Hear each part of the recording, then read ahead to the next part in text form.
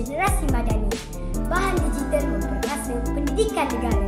Evolusi penggunaan buku ke e-pembelajaran telah mengubah cara kita mengakses dan menyampaikan ilmu pengetahuan. Penggunaan buku cetak. Pada awalnya, pendidikan bergantung sepenuhnya kepada buku cetak. Buku-buku ini digunakan sebagai sumber utama untuk pembelajaran dan rujukan. Walaupun buku cetak masih digunakan hingga kini, ia mempunyai beberapa kekurangan seperti kos yang tinggi, berat dan memerlukan ruang penyimpanan yang besar. Pengenalan teknologi digital. Dengan kemajuan teknologi, penggunaan komputer dan internet mula diperkenalkan dalam pendidikan. Pada peringkat awal, bahan pembelajaran digital seperti CD-ROM dan DVD digunakan untuk menyampaikan maklumat. Ini membolehkan pelajar mengakses bahan pembelajaran dengan lebih mudah dan interaktif. E-pembelajaran. Dengan perkembangan internet, konsep e-pembelajaran mula diperkenalkan. E-pembelajaran membolehkan pelajar mengakses bahan pembelajaran secara dalam talian melalui platform seperti Portal Delima atau aplikasi Pandai. Ini termasuk kursus dalam talian, video pembelajaran dan bahan interaktif yang boleh diakses dari mana-mana sahaja dan pada bila-bila masa.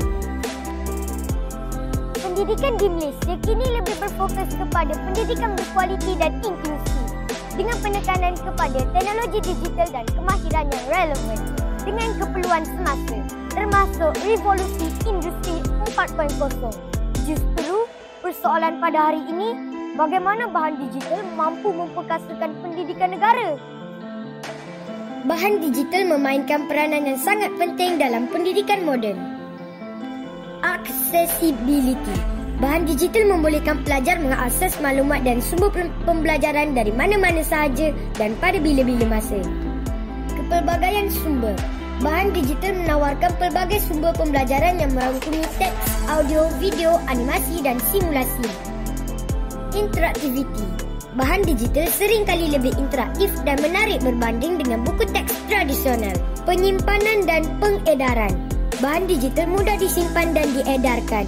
Ini juga mengurangkan keperluan untuk bahan cetak yang banyak dan berat. Pembelajaran peribadi. Bahan digital membolehkan pembelajaran peribadi di mana pelajar boleh belajar mengikut kadar dan gaya pembelajaran masing-masing. Kolaborasi dan komunikasi. Bahan digital memudahkan kolaborasi dan komunikasi antara pelajar dan guru. Kos efektif. Bahan digital boleh mengurangkan kos pembelajaran dalam jangka panjang. Menurut Kerajaan Akhbar Kosmo, pada 27 Mac 2024, Kementerian Pendidikan KPM telah menyediakan capaian internet di lebar internet dengan kelajuan 30 Mbps hingga 300 Mbps di semua sekolah sama ada di bandar maupun luar bandar.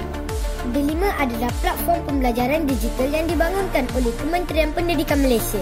Ia bertujuan untuk menyediakan akses kepada sumber pembelajaran digital bagi pelajar, guru dan ibu bapa.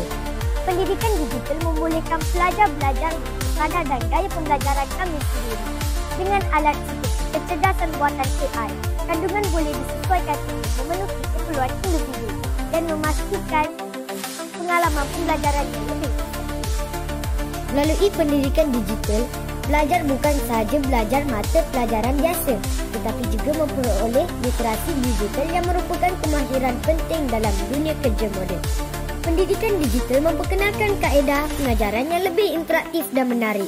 Contohnya, guru boleh menggunakan simulasi realiti maya (VR) dan permainan pendidikan untuk menjelaskan konsep yang kompleks. Ini bukan sahaja meningkatkan kefahaman pelajar tetapi juga menjadikan proses pembelajaran lebih menyeronokkan. Pendidikan digital bukan sekadar trend. Ia adalah masa depan. Kita sedang melangkah ke arah pembelajaran tanpa batasan. Masa depan pendidikan ada di tangan kita. Mari bersama membina generasi digital yang lebih maju.